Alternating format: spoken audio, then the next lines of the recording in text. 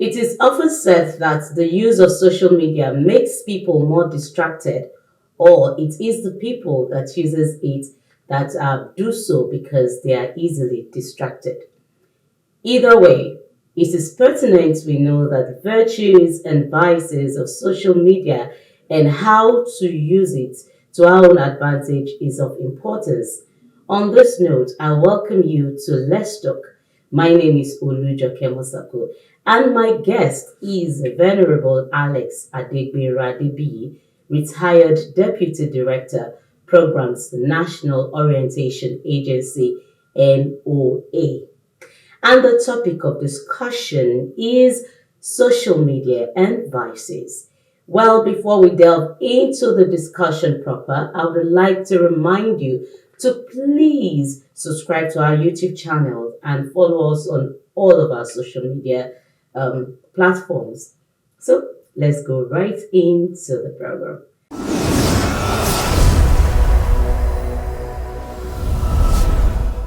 Thank you so much, sir, for coming on the show this beautiful day. Thank you too. My pleasure for having me. Okay. Now, social media is something that is everywhere at the moment, and virtually everyone, even the young, the old, and would I say, well, I don't know about the older people, but basically, actually, everyone is on social media. Now, how would you explain social media?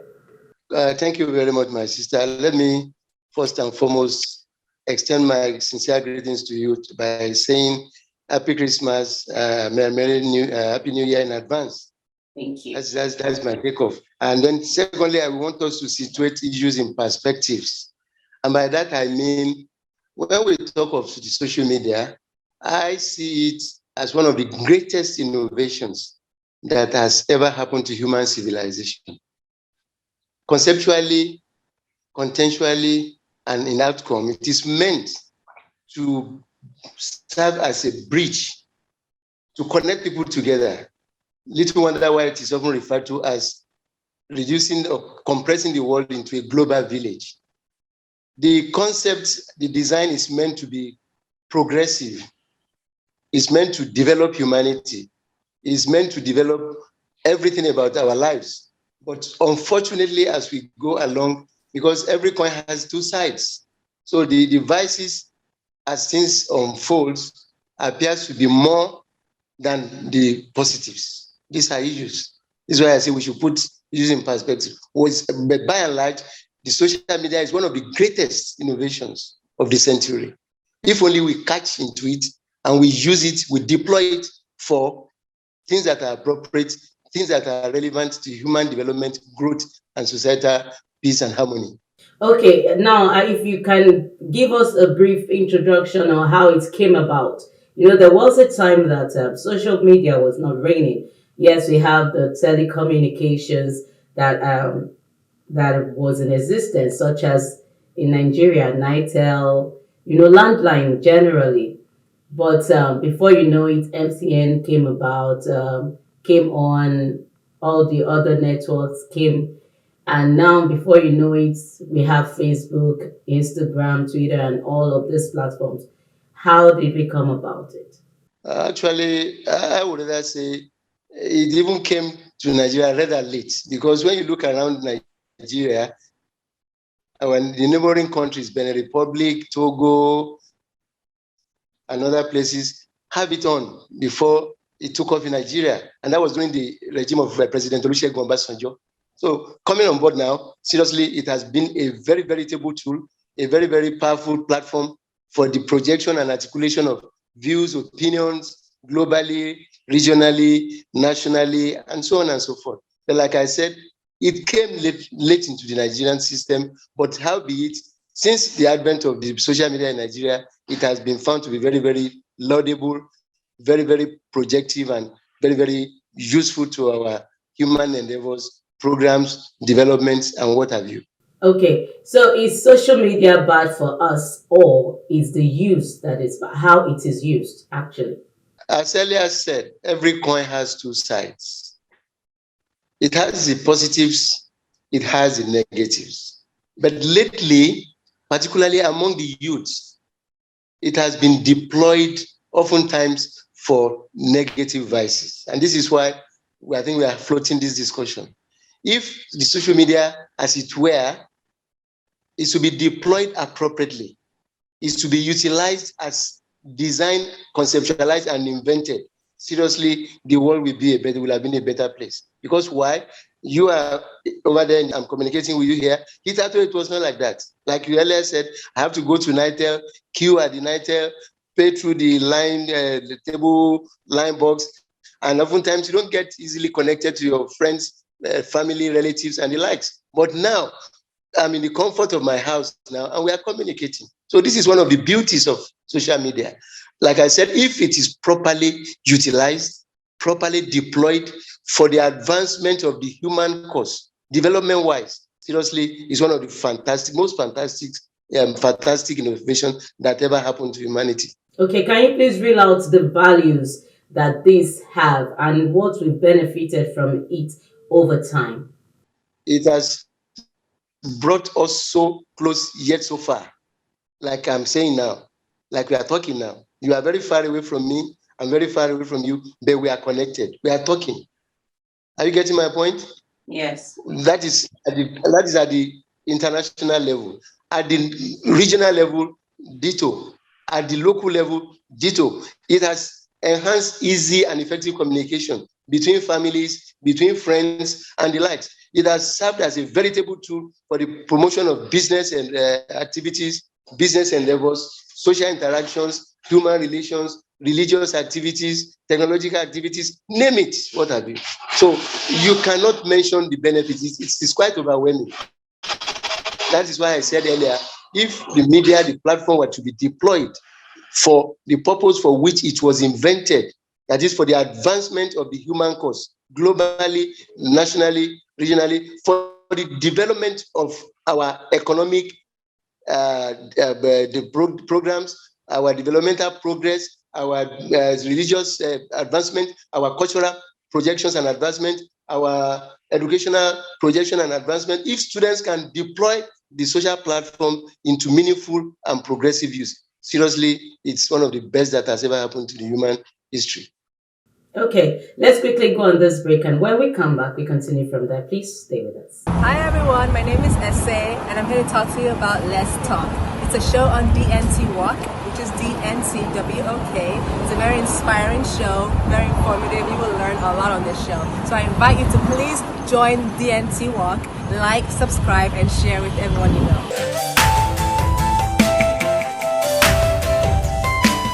Welcome back. If you're just joining us, the program is Let's Talk on DNTWOK. And I've been speaking with Venerable Alex Adebiyi, retired Deputy Programs Director, National Orientation Agency. And the topic that we've been discussing is social media and vices. So if you're just joining us, please let's continue in this journey. Thank you so much for standing by, sir. It's nice having you around once again. My pleasure. Thank you too. Okay, so how does it affect teenagers? Now, recently, a whistleblower was actually before the United States Senate to share her own what she got from her research about how social media has affected teenagers precisely. This is she's talking about Facebook right now because she was once a worker with Facebook and she felt that what Facebook is particular about is making money, not bothering. It doesn't bother about what is happening to the people that are using it. And now this is out there. A lot of people are complaining about depression as a result of the pictures, the images. You know, when you see people who try to fake it on social media, and you're not there yet, you become really, really hard on yourself, and before you know it, these teenagers or even adults go into depression and psychological trauma and all sorts. Now, how does this affect us in any way, especially when it comes to mental health? As Celia said, if properly utilized, is like one of the greatest things that has happened to the human history. But now, particularly from the point of view of the youth, I think it's a shared responsibility. Good as the social media platforms are, it has often been seriously abused, especially among the youths. For instance, if students were to deploy the social media platforms for the enhancement of their educational growth and development, is one of the most beautiful things that has happened to educational growth and development, because it's a mobile library. You can Google, you can connect YouTube, Snapchat, WhatsApp, Facebook, all these things, searching for relevant information that is developmental in focus and in projection. But oftentimes, youths of nowadays are deploying this device for negative vices and tendencies. For instance, cyber crimes is one, very, very prominent. 419 activities, a lot of stealings, a lot of financial fraudulent practices, sharp practices are being perpetrated. It has taken the better time and a lot of our young ones from seriousness to things that are bestial, things that are mundane, things that are very, very ordinary, things that are very ridiculous. Whereas if this platform were to be used and deployed for positive engagements, seriously, we should be the better for it. But all these incidents of cybercrime, pornographic films, all kind of platforms that are being used negatively by the young ones, we need to do something about it. That is why I said it is a shared responsibility. The inventors meant well and they still mean well, but the censorship boards at the national and international, the regional, national levels should do more. You need to censor what you bring out of these platforms. You can't just leave everything to chance, because oftentimes, like I said, it is being wrongly manipulated and wrongly deployed negatively. Okay, so in your own opinion, how would you rate the virtues and vices of social media? The vices now, as it were, far outweighs the virtues. If you remember in my earlier statement, I said the world through the social media platforms has been compressed into a global village. And that is a beautiful thing to happen to the history of human progress and development. Because we are talking now, we are far away, like I said the other time, but we are communicating. We are contributing to human progress and development. We are trying to provide solutions to some of the problems that is frontally challenging the world. So to me, the vices are more pronounced. For instance, fake information, false information, disturbing, terrible applications and platforms that are just left uncensored. I'm not saying people should be denied of their rights and access to communication, to the expression of their rights as human beings, but then there should be some element of monitoring, effective control, and censorship at both the global level, regional level, and national levels. This is my take. Okay, you know that before COVID, services, let's look at the religious setting now, especially the Christian religion. Most, maybe all, most you can't, people, mostly you are supposed to be in the church building. But because of COVID, everybody went on social media platform like using streaming via YouTube and all.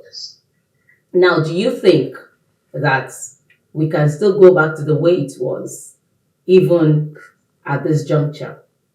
The COVID experience was a rather unfortunate experience. Nobody knew, nobody saw it coming, but it happened. But thank God that we have the social media that filled in the vacuum and the space created by COVID that time, unpalatable and unpleasant as it was. That notwithstanding, the post-COVID experience that is whittling down gradually. Oftentimes, sometimes we hear it's on the upward swing again. But whatever it is, we still need to have a blend of the two. The status quo ante and the new innovation has given to us post-COVID, during the COVID experience. We should use the social media to advance the cause of evangelism, either you're a Muslim, you're a Christian, or whatever. And we should still go back to the old model, that is church activities and interactions. So that's why I say the two are quite relevant and still quite needed for the progress of religious development, not only religion, cultural development, social development, technological developments, and what have you. So we need to complement both. That we could worship through the social media platform during the COVID experience should not be a hindrance to going to church, because we have to meet, we have to associate, we have to, because take it or leave it, there was a missing link during the COVID experience. You are not physically in contact with each other, so to speak. But now that it is whittling down, you can go to church, you physically interact, you see yourself, you share your opinions and views regarding yourselves, your families, and the like. Not that you cannot share on the YouTube or social platform, but I think we need a blend of it. So, if you had to advise parents on how to protect their teenagers, what would be your advice? Because we know that a whole lot of teenagers, even some of them, they use a different age to open these platforms, to open an account on these platforms. What would you advise parents to do to be able to protect their teenagers or children from being affected with what is supposed to be of value? As a social scientist, I will respond to that question from the socialization point of view. You have the primary agency of socialization, you have the secondary agency. The primary agency of socialization, as it were, are the parents. On arrival on earth by a child, the first contact are the parents. So parenting is very, very crucial and fundamental. Parents should monitor closely the activities of their wards on the social media platforms. The kind of associations they keep, the kind of platforms they watch must be closely monitored by parents. Because give and take, the first contact, they say charity, they say begins at home. So the parents have a lot of responsibilities to take them to do in molding and bringing up these young ones to desirable expectations and levels. By extension, the government too has a lot of work to do. The schools, our religious institutions have a lot of work to do. We also, as teachers, we are parents too. Being teachers does not deny you of being a parent. These students, after leaving home, comes to school. They go to churches, they go to mosques, they interact with different social groups, Boy Scouts, Girls Guide, Red Cross, and what have you. So these are levels where whoever are in charge, those that are in charge, should consciously monitor the activities of these young ones that are left in their care to watch, to monitor, and to develop. So these are issues. The parents must do their job. The religious social associations must do theirs. The government must do theirs. And like I said, government must take the issue of censorship very, very strongly. I know China, people may not agree with the Chinese authorities, but I know they have a way of controlling and monitoring information that are deployed on the social media platform. I'm not saying they are right or they are wrong, but I think effective monitoring, censorship of what goes on the social media is quite fundamental and very, very necessary for us to have a better society, a developed society than we met it. Okay. Thank you so much, sir. It's been wonderful having you on the show. And to you out there, until next time when I come your way again with another exciting topic, please always watch Let's Talk on DNTWOK and remember to subscribe to our YouTube channel.